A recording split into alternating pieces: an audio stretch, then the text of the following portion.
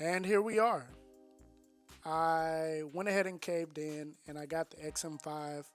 I currently have an X-T5, but I wanted something a little bit more for travel and maybe more content based. So I'm going to give this a try and see how it goes.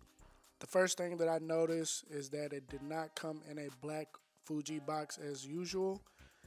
Maybe there's something with the model. I love the Capture One promo mainly because if you've ever had to tether with Lightroom, it doesn't.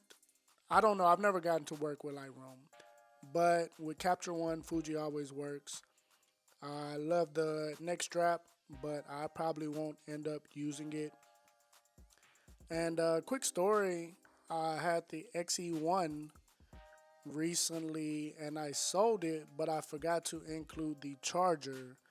So I think that just ended up working itself out because I think that this is the same battery that goes with that charger. I will find out later, but I mean, it looks like it's going to match up or at least work out in the long run for me. Upon pulling the camera out, super light, especially in comparison to an XT5. Small, compact body.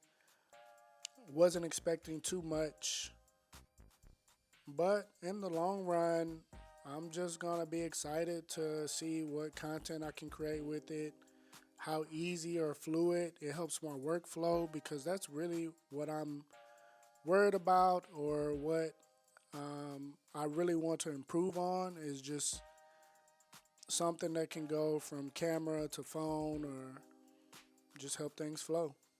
I would say the screen seemed to be maybe a little bit flimsy, so I'm probably going to have to be careful with that.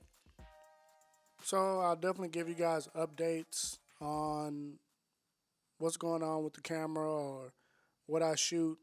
So I'm probably going to give it a test this weekend and we'll give you guys an update. Wish me luck.